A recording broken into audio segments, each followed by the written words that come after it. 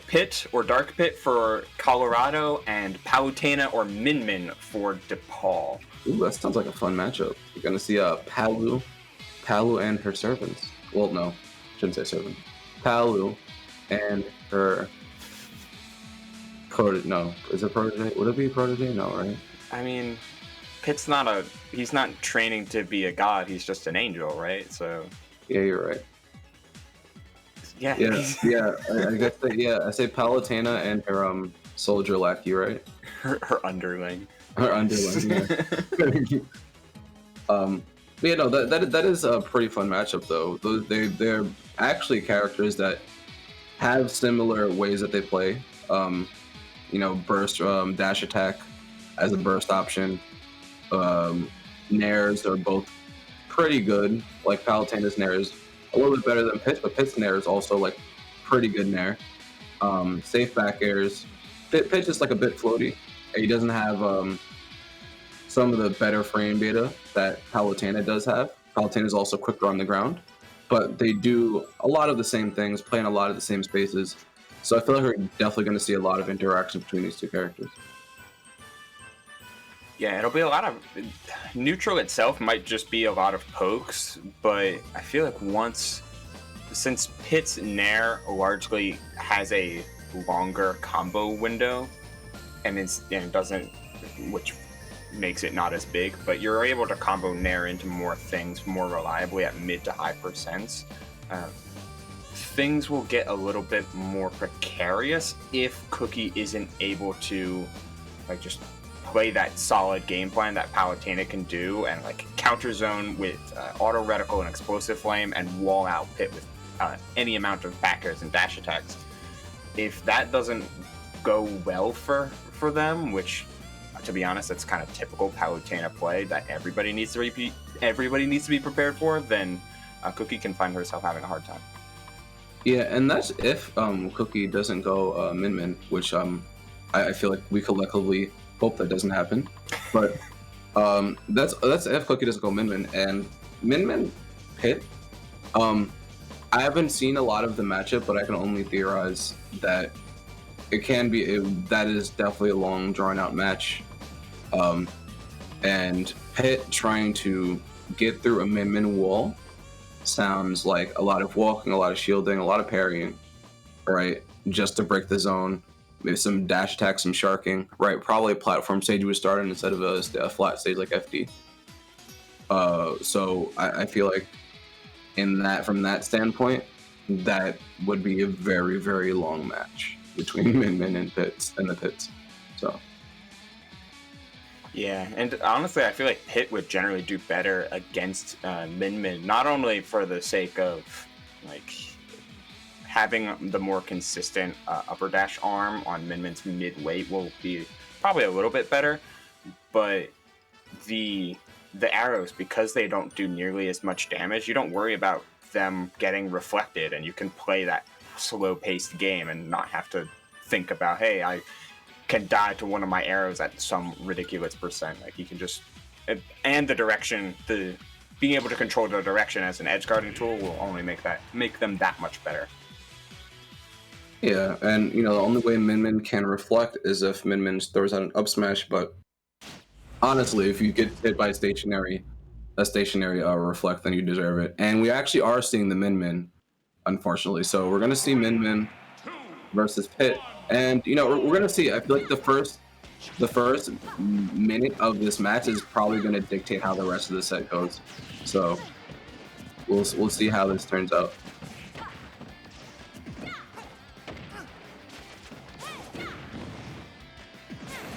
And okay, he manages to fight through. The armor on the upper dash arm is really gonna be the saving grace for Ice, or it'll be his detriment, because if you commit to that form of recovery so much, it's only gonna get punished eventually. But Double Dragon now starting from Cooki. There's plenty of range on board, and for a slower pace or a generally slower character like Pit in mid-air, it's going to be absolutely hard to approach this. Yikes! Yeah, and I think Double Dragon in this scenario, right, when it comes to walling Pit out, Pit being a character that, like you said earlier, is kind of slower in the air, right? Doesn't have the best aerial mobility. So when you have situations where Pit is off the stage like that, there you have a lot easier time lining up those dragon shots than you would maybe against a character who falls faster. So it's really good recognition coming out on the side of Cookie. A good commitment on or a good recognition on Cookie's part, knowing that Pitt does have a lot more down throw setups now and a lot more potency on some of his setups. But that's all that he needs. Just one little arrow. Yeah. And that was a good interception with the neutral air. And that's something that a lot of characters have active hitboxes can do to Min Min, or a character does have a tether. So you throw out that aerial to cut off the angle, and then Min Min doesn't have the best tether, so that was it, man. That was some good stuff by Ice. Yeah, especially given the speed at which the tether snaps to ledge is actually pretty good, though the range itself is not. But any sort of lingering aerial will prove a detriment to Cookie, as Ice really starting to get something going here with a lot of spatial coverage. Okay, he's still holding it down. Still not trying to let Cookie have any means to get back to center stage yet. Holding that rapid jab a little bit too long is going to prove to be the end of that. But that was a good force smash. That was definitely a read on a spot dodge. Didn't put him at the angle that he wanted him exactly, but got some damage nonetheless. Now we're back at square one. And now it's up to Ice to figure out how to get through. And that dash attack, man. Dash attack has a burst option, and this matchup is going to be very important. But the activity of Megawatt is always going to be something to look out for. It's a big, giant boulder, bowling ball. How can you miss it? But good catch on Ice to keep this game even. There's so much tempo can waft between both players so quickly, and Min Min's kind of the control the game state character first and foremost, especially with the varying equipment that she can use. And Cookie's starting to really put on damage here after a good start from Ice. The dragon is so crazy. Yeah, and like this is where the game plan, the opposing game plan comes in, right? Because you want Pit to keep Min Min in the air. But when we have this horizontal gameplay, Min Min is just a menace. So right now, he's been letting Cookie get away with rolling into the stage almost exclusively when they're at high percents. So I feel like that's something Ice needs to up one. And getting hit by that Megawatt arm is not the way to start that. It's so hard to find a good direction and a good time to approach Min Min in a lot of ways. Because look at what Cookie's doing here. Just tilt after tilt, jump away. All of the arm tilts let Min Min stay mobile as they move back and forth. Finally catching what I assume was what we saw was a roll, but a lot of the times whenever a lot of these tilts would come out, Ice would overshoot with a dash attack to cover that space. Cookie covers that immediately with that dash back, and having the proper arm only makes it better. Yeah, and something that we did see in that last stock by Cookie, which is really good, because you saw Ice consistently punishing those dragon arms, gigawatt arms, ram arms up close with a dash attack, right? And that last stock, you actually saw Cookie throw out the arms and then jump back, which is something, it's probably like a regular Min strat. But in that instance, it moved them away from getting punished by the dash attack and kind of baited Ice into overcommitting again. And running right into the gigawatt arm was Ice, and, took that stock. So that's like, a little bit of adaptation in the middle of that game coming out from Cookie's part. And that's something that definitely subtle improvements and subtle ways of adaptation when it comes to this matchup is going to be very important going down these next couple games, or maybe game.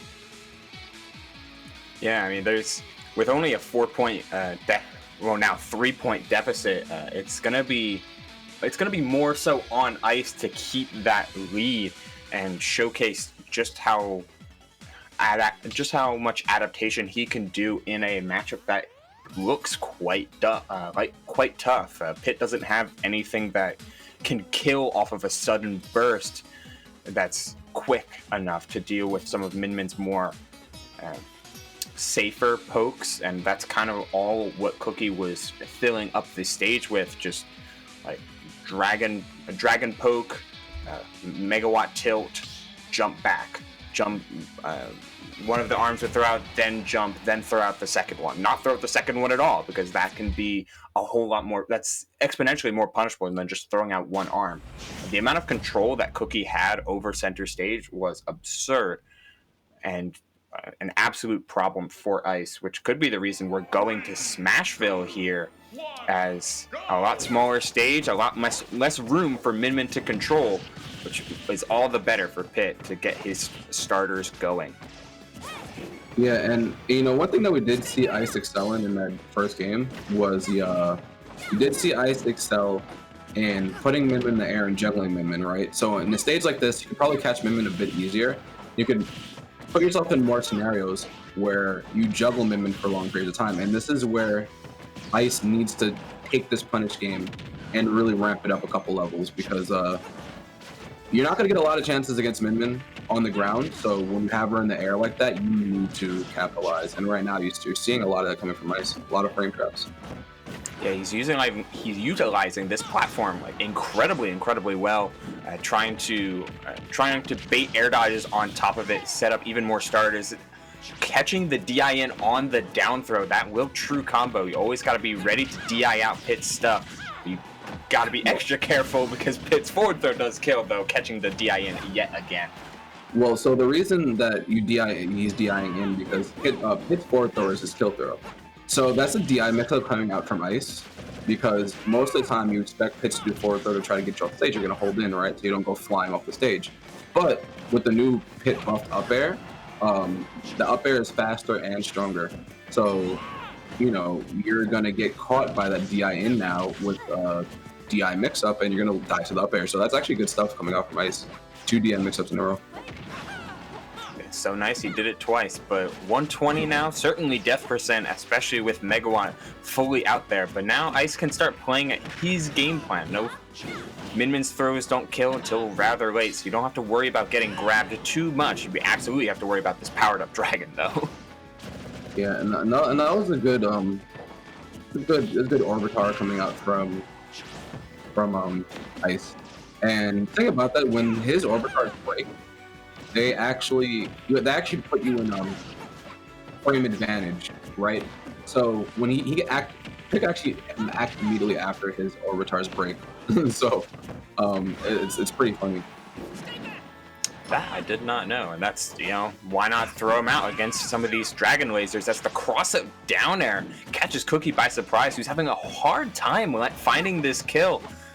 Despite how safe they were playing, oftentimes playing a little bit too safe and non-aggressive enough only leads you to getting, finding things like kill throws, which, great, but if you're dying at 169, if you're getting kills at 169 every stock, then you're losing. And that's what happens when you DI out. Now that is what you call that's multi-move conditioning, because the conditioning of doing the down throw and having them DI in and losing their stock, and they DI completely out, and you cannot DI out at the ledge against Pitt because of Pitt's kill throw, and that's it's a game we're playing right now. Yeah, he's put together a game plan in this game too, super well, adapting from Cooki's controlling game state to a more punished approach game. He's still reliant on shield, because sometimes you have to be, especially against the range of Minmin, but whenever he's been getting these openings, they have been super punishing, as he's already lapped Cooki in this game too, and she's gonna need quite a bit of shenanigans, I suppose, to put together this, to close this game away. And while Megawatt can certainly do that, Ice looks like he is in control. Yeah, and right now, like what we saw in the first game coming up from Cookie, we saw a lot of space control, and when you're behind like this and you're in a stage where it's a lot easier for the other character to get in, it's actually causing Cookie to get sped up a little bit, right? Something that we did not see in the game one. And you see right now Cookie trying to just recenter themselves, but you're at such a large deficit, you're not really sure what to do, but taking that stock, and this is actually a close game. Yeah, plenty of Min Min's combos, should they get the proper starter or perhaps a jab lock, will net 50 to 60%. So Ice still has to play on his toes, and Cookie just is looking for that space to get something started. Wow, and try to get that up smash out of shield. Couldn't get it in time. And we're gonna see another forward throw and DIing out again. Cookie going flying off the stage. Oh no. Down throw, up air that time though. Not looking for up smash. Perhaps a little bit too high percent. Not exactly committed to it. But okay, the gap is starting to close little bit by little bit. Ram covers plenty of space, but the dash attack. Yep. They'll end up taking it. 170. I mean, everything Pit kills at 170. Pit dash attack definitely caught that percent, and Ice was in danger, man. Like he was in danger of getting thrown off stage at an orange percent and then losing their stock. And luckily enough, we got the double arm in front of him, so he's been punched back consistently with the dash attacks. But yeah, Cookie was definitely bringing that back, and I think when they got that second stock, they kind of just settled in and was like, okay, I need to stay center stage as hard as possible, as much as possible, and try to bring this back. And I actually brought it back a little bit. Maybe found a little bit of something going into that game 3. Yeah, a lot of the times in that game 1, Ice's approaches were pretty linear. I mean, he would kind of run up and shield and try to block whatever Cookie was doing, and then punish afterwards or take space afterwards. In game 2, he changed up his approach to a lot more of these jump-ins, a lot more short hops and holding shield, and definitely a lot more orbitars off stage, which is an incredibly defensive tool. But Cookie adapted around that towards the end of game 1, using a lot more ram to cover that boomerang space, but unfortunately just getting caught slipping. And at 160, you can't be caught with anything, or else you're gonna die. Yeah. And getting a point on the board for Colorado once again. While DePaul tries to claw their way back. Now, this is going to be an important situation for DePaul right now, because even though these games are close and you probably won't go into a big deficit, once you still get into an early hole, sometimes it can be a little bit difficult to get back into the swing of things. So even though, right now it's only very, very, very short deficit, this might be like a bunch of very close games going down the board. So every point is going to matter right now, and we're going to see actually a Palutena change coming out from Cookie. What do you think about that? I think that in any set where you have a character that is listed as her primary character, is this Palutena. So it's when you can switch to a character that is as dominant as Palutena, just like at the drop of a hat, it's always going to be good for these game 3 situations, particularly one as important as this one. You don't want to be down any more than 5 going into the set 3, where a set really starts to play out. So it's gonna be taxing, and Palutena naturally does well in a lot of matchups with characters slower than her. So it's not a bad choice by any means, but it just might be one that is familiar for Ice, who is, like if you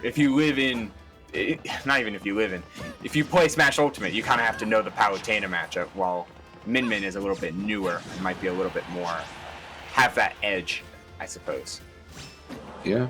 And, right now we're actually seeing Ice getting off to a better start. And one thing that Ice has been doing ever since that game 1 has been giving Cookie a little bit of space at the ledge, giving them at least roll distance, because Cookie is somebody who likes to use roll a lot from the ledge. And Ice has been catching on to that and just giving a little bit of space, trying to get their punish angles a little bit better.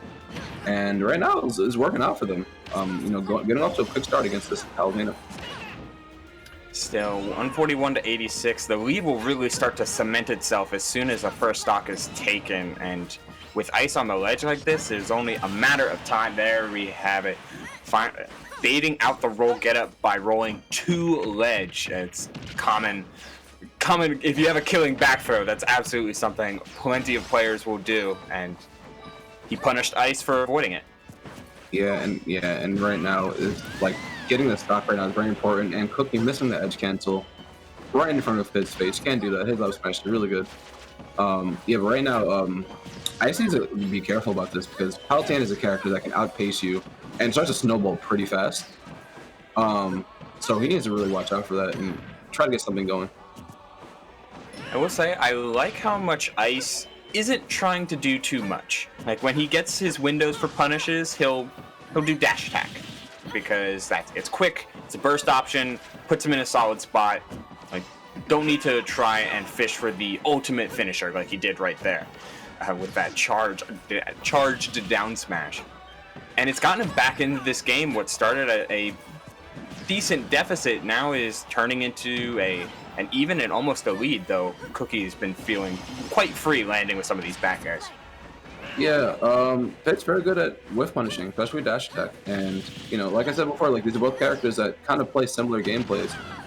Like you see Cookie sharking with dash attack, you see Ice trying to shark with dash attack. And it's really going to come down to who can punish each other the hardest. And, right now, the punish game's been pretty even. Yeah, and at these percents, though, it's really going to favor kill throws. Of course, both characters having pretty prominent ones, though in a defensive spot like this, Palutena has a lot more burst kill tools, like that explosive flame. And, God, wow. Evening it right back up. That same DI trap that Cookie's been struggling with the entire set. Do you DI out the down tilt, or do you let yourself get grabbed? It's a hard trick, and it's a hard trick to react to, particularly online. Yeah, and Ice got the inside hit of down tilt, so that was also pretty unfortunate. Got the inside hit of down tilt, and when Cooki tried to jump away, they were already on the platform, so they were just all messed up.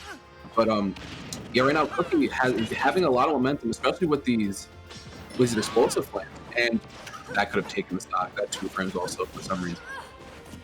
It's big and it's active and it absolutely kills. But finally, a starter for Ice. Cooki has been pretty dominant on ledge, but getting Ice to ledge has been part of the problem. A lot of situations like these, Ice's awareness of whenever Cookie's been whiffing has been really, really astute.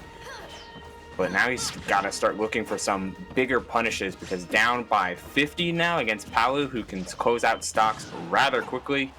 It's a tall order, but if he keeps playing like this and holding center, it's only a matter of time. That's so unfortunate. Yeah, and literally got the punish that they wanted.